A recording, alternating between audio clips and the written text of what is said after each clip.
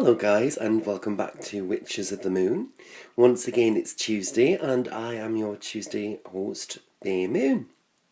So this week we're going to be talking about magical names and the reasons that we may choose a magical name or use a magical name. So I just want to talk a little bit about that first and then I'll talk a little bit about my name.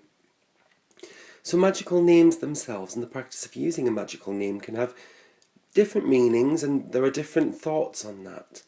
One of them is that back when witchcraft wasn't as popular or Wicca and that it wasn't as widely accepted publicly, that people for fear of their children being reproached or their families or their house or any sort of backlash, they would use a magical name that they'd chosen for themselves or that they were guided to or that they were given in fact by their coven or group.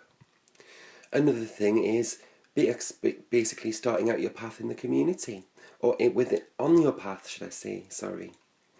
So much like the Christian tradition of your parents giving you a name at a christening, within witchcraft, Wicca, any of the sort of pagan religions, dedicating yourself to your path in choosing a name is much akin to that.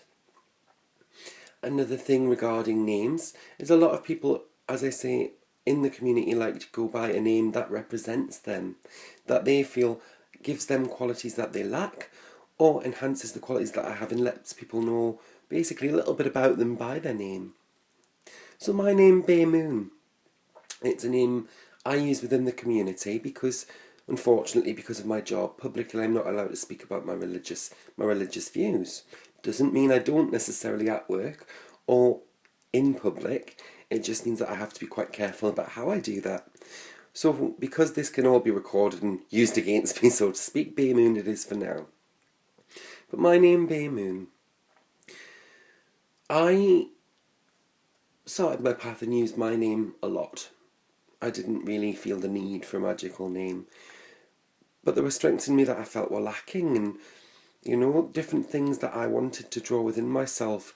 A lot of the energies I was using were male energies, and I was influenced a lot by solar energy. And when I looked into things further, I mean, at the time I wasn't aware of the correspondences, but a lot of my favourite herbs and crystals had male energies attached to them. And I wanted to balance that out in myself a bit more with the feminine in my practice. So Moon struck me that way.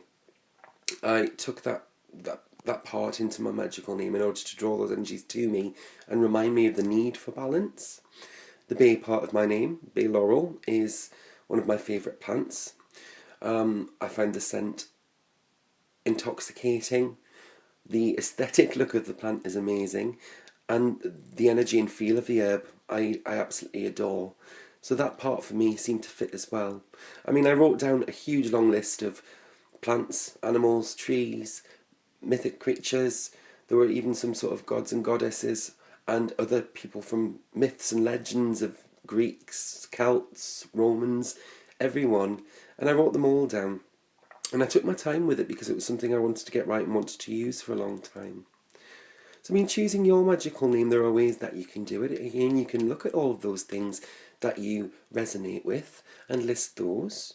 You can think about the qualities that you lack and really do some thinking about that and what sort of things mean those qualities to you, and see if you can incorporate those into the name to bring about those things in your life. You can also ask for guidance. You can sit down and meditate with the god or the goddess or any of the guides or spirits that you work with and ask for some guidance in choosing a magical name. I use my magical name now solely in my practice. I don't use my normal name. It's just something that I feel a stronger connection to my path. It's like casting a circle for me. If I sign something with that name, it's something kept special just for ritual or just for spell work. And it's something that I use only if talking about sort of witchcraft or Wicca or with the pagan community. So it's something that for me automatically puts that switch on in my head to say, you left the real world and you're now in a magical plane. Anyway guys, it's a short video this week. I don't unfortunately have a lot to say about magical names as mine came to me through some searching, but I'll be honest, I haven't actually done a lot of research as to where they came about, and the knowledge I have pulled is from the back of my brain somewhere. I hope you all have a fantastic week and enjoy the rest of the videos. Keep watching Witches of the Moon. Blessed be.